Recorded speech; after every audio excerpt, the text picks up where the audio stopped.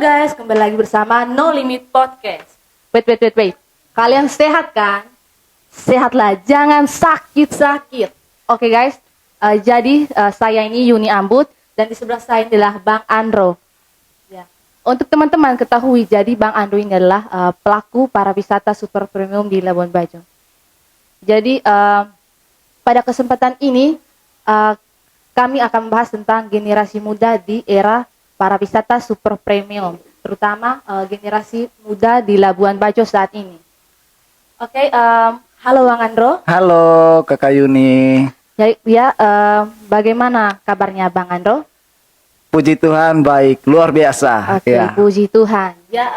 Bang Andro, jadi sebelum langkah ke sana, saya punya pertanyaan nih untuk Bang Andro sendiri. Oke, silakan. Pertanyaannya bebas saja, yang penting berkaitan dengan generasi muda Labuan Bajo kan? Iya. Siap, Kak Andro. Menurut Kak Andro itu apakah Labuan Bajo ini sudah pantas dinobatkan sebagai pariwisata super prioritas? Baik, terima kasih.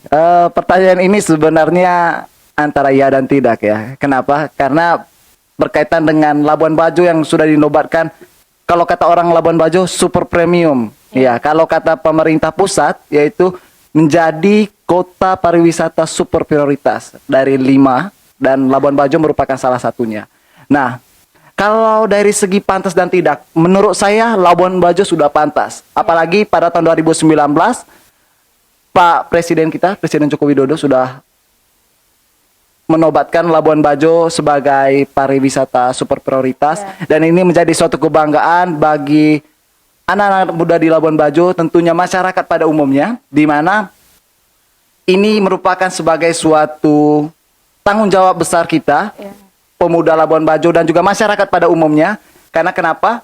Karena berkaitan dengan kita menjadi pariwisata super prioritas ini, tentunya kita harus meningkatkan SDM, tentunya dari skill apapun itu. Apalagi kita yang punya pariwisata ini dan juga pariwisata ini juga didukung oleh destinasi yang luar biasa menarik, dan salah satunya itu adalah Komodo. Jadi kalau menurut saya pribadi, dengan melihat infrastruktur, dengan melihat keterlibatan masyarakat, menurut saya Labuan Bajo sudah pantas untuk menjadi kota super prioritas. Bagaimana menurut Kakak Yuni sendiri? Oke, Kak Andro. Jadi menurut saya sendiri itu sudah pantas lah, Kak Andro.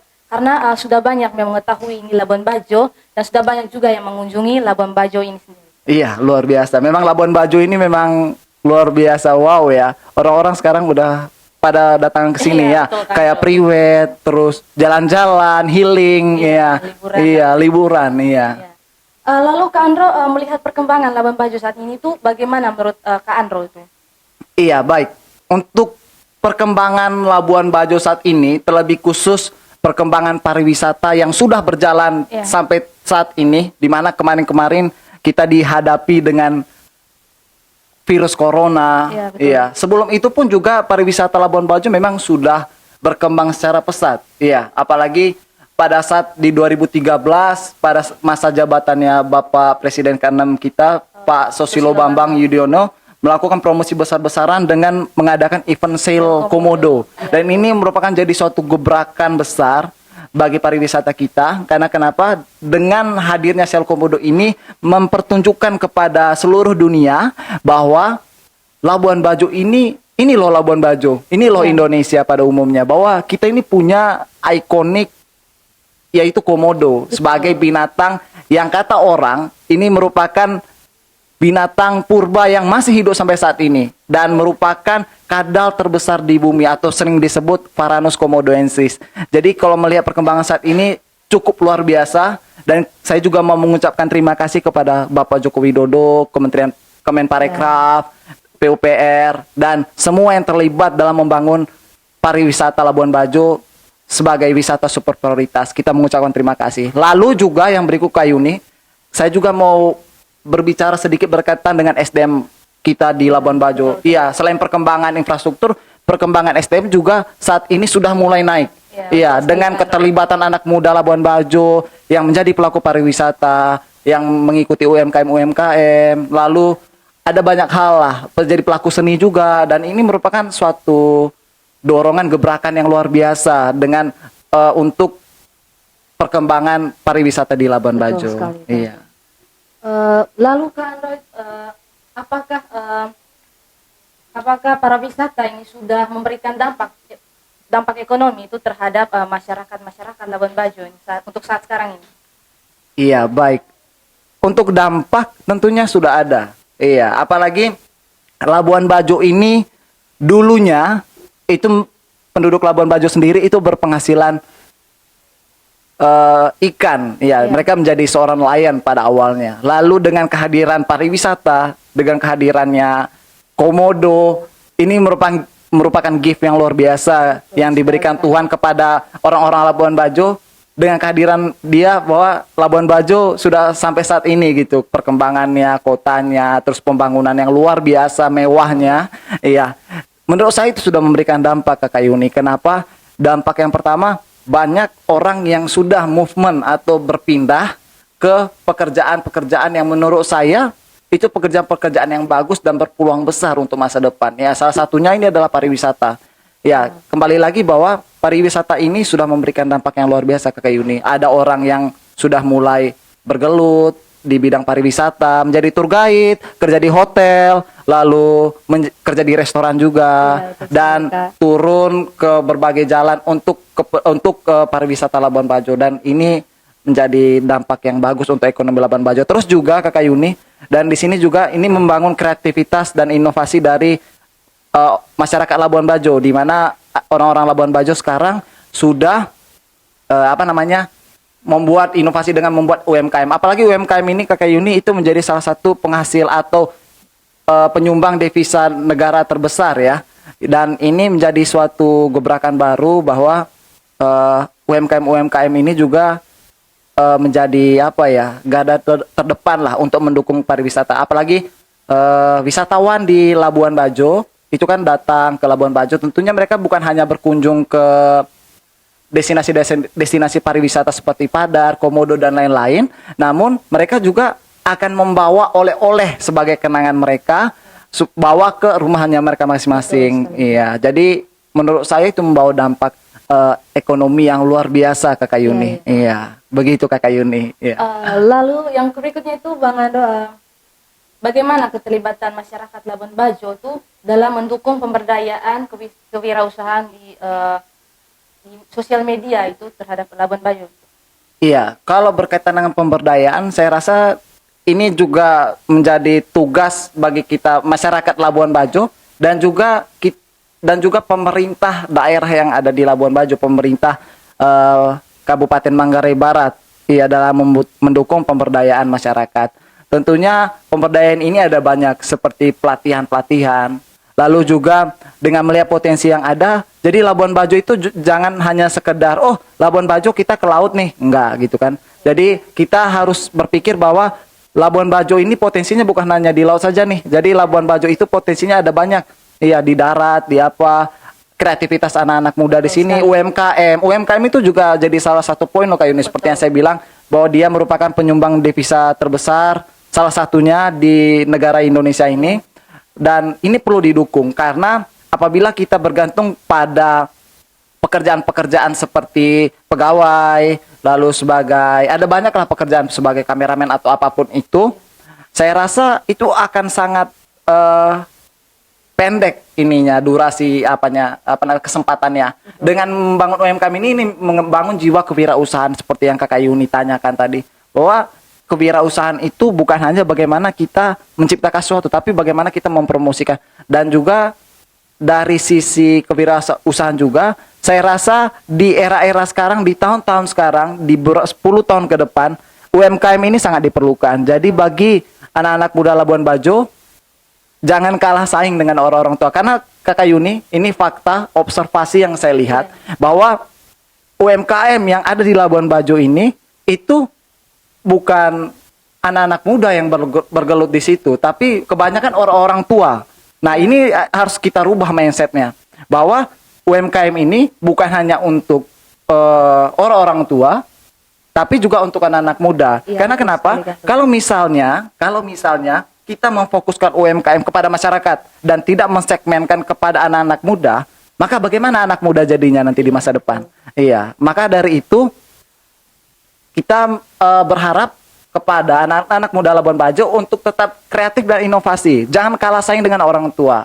Karena UMKM ini akan terus berlanjut, akan terus berlanjut, akan terus berlanjut. Dan ini merupakan peluang yang sangat besar Kakak Yuni.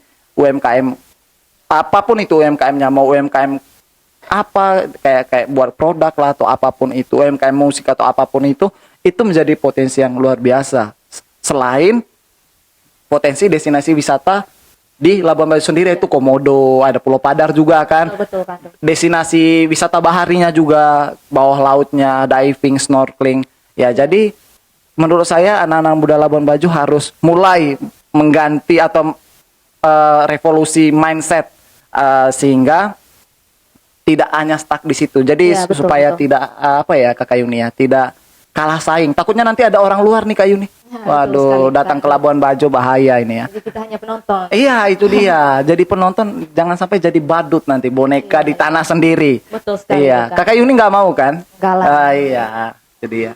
Ya, baik Kak Ando, yang berikutnya itu melihat Labuan Bajo ini sudah dinobatkan oleh Presiden Joko Widodo sebagai para wisata super prioritas. Bagaimana kabar dari generasi muda Labuan Bajo saat ini? Nah, iya, ini sebenarnya kalau omong tentang generasi muda, ini kembali lagi kita observasi. Memang tidak ada penelitian, namun melihat kesadaran dari atau keterlibatan dari anak muda Labuan Bajo sendiri, seperti yang saya bilang bahwa sudah mulai naik, sudah mulai sadar akan bahwa pariwisata Labuan Bajo ini untuk kami, bukan untuk orang lain, begitu, bukan untuk kapitalis, oh mohon maaf ya, bukan untuk kapitalis, bukan untuk para pejabat, Iya, bukan. Jadi ini untuk anak-anak muda. Dan sekarang saya melihat bahwa anak-anak muda sekarang sudah mulai sadar, dan juga berkaitan dengan yang Kakak Yuni tanyakan tadi, berkaitan dengan bagaimana kabarnya. Menurut saya kabar anak-anak muda Labuan Bajo baik-baik saja. Tapi kalau yang saya lihat anak-anak muda, generasi muda Labuan Bajo dalam menghadapi pariwisata Labuan Bajo sekarang ini, sekarang mereka ada beberapa, sebagian besar nih Kakak Yuni, itu mereka lebih merujuk kepada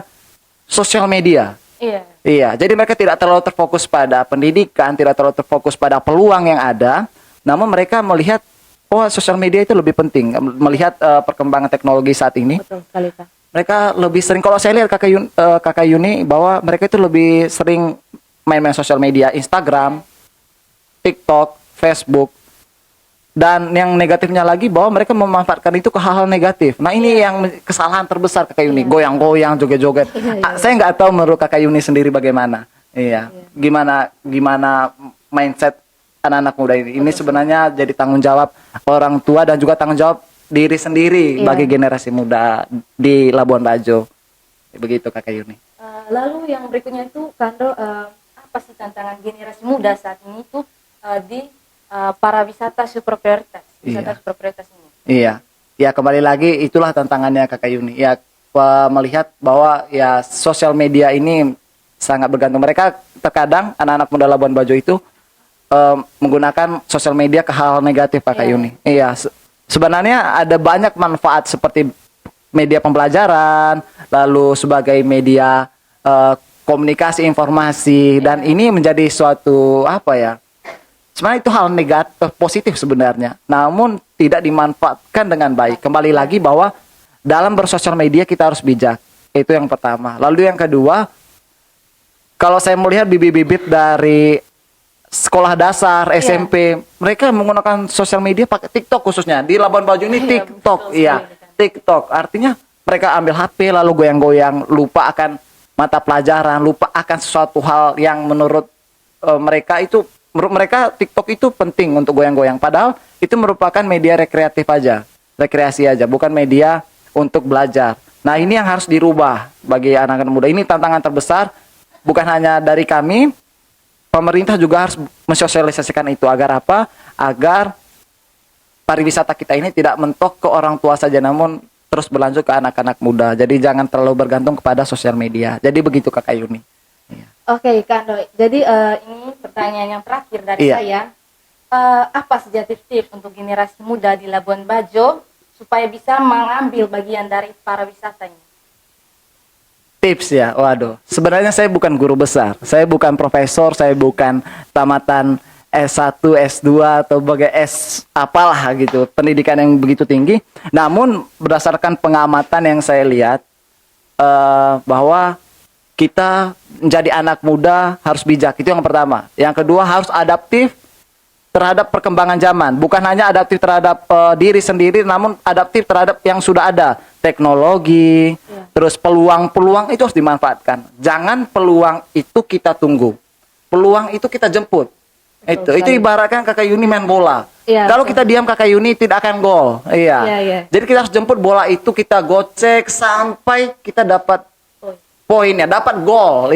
Karena kalau tidak begitu Kakak Yuni, ya mau sampai kapan Labuan Bajo ini di peran anak muda Labuan Bajo sampai di mana begitu? Kok orang-orang tua terus gitu? Kok orang-orang itu aja terus? Tentu anak-anak muda ya, ayo dong jangan kalah saing dengan orang-orang tua di Labuan Bajo. Betul. Intinya bahwa adaptif dengan perkembangan zaman. Adaptif, selalu adaptif, mengikuti perkembangan zaman. Jadi ambillah hal-hal positifnya, buanglah hal negatifnya. Jadi begitu sih kurang lebih Kakak Yuni. Dan saya juga mau mengingatkan Kakak Yuni, ada satu hal lagi. Saya di sini kebetulan ada kreativitas anak muda Labuan Bajo, yaitu Bajo Talk Podcast. Mereka pernah mengundang salah satu bintang tamu, yaitu Rudy Zainuddin. Beliau ini adalah MC yang terkenal mengikuti berbagai event besar, event-event rekreasi di Labuan Bajo ini. Dan dia memberikan 3 tips. Dan ini tips ini merupakan tips yang menurut saya sangat bagus sekali untuk anak-anak muda Labuan Bajo. Dimana yang pertama itu good attitude. Bagaimana menghadapi pariwisata super prioritas ini dengan good attitude. Lalu yang kedua, good skill atau good communication.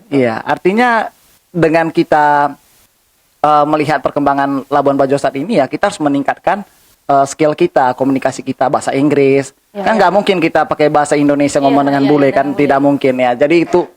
Lalu juga yang terakhir itu ada good attitude, good communication, good skill, good apalagi, intinya ada 3. Intinya skill-skill inilah ya attitude dan skill inilah yang menjadi poin-poin yang harus diterapkan oleh anak-anak muda Labuan Bajo sehingga kita tidak tertinggal dan tidak menjadi boneka di tanah sendiri. Kurang lebih seperti itu Kakak Yuni. Oke guys, sekarang kita sudah berada di penghujung waktu. Jadi dari tempat ini saya mengucapkan terima kasih banyak terhadap Komando. Terima kasih Kakak Yuni sudah mengundang saya di podcast yang luar biasa ini, No Limit Podcast. Wah, luar biasa. Ini kreativitas anak-anak muda Labuan Bajo, luar biasa. Terima kasih Kak Andro sudah berbagi tips-tips terhadap generasi muda di Labuan Bajo. Baik, sebelum kita mengakhiri acara ini Kak Andro, kami dari teman-teman MPI itu punya slogan Kak Andro. Oh, apa itu slogannya? Boleh tahu tuh? Jadi kalau saya bilang MPI, Kak Andro harus jawab no limit. Oh, siap. No limit ya? No limit gitu. Oke. Oke guys. MPI no limit. Oke guys, jangan lupa like, comment, and subscribe. Dadah. Dadah.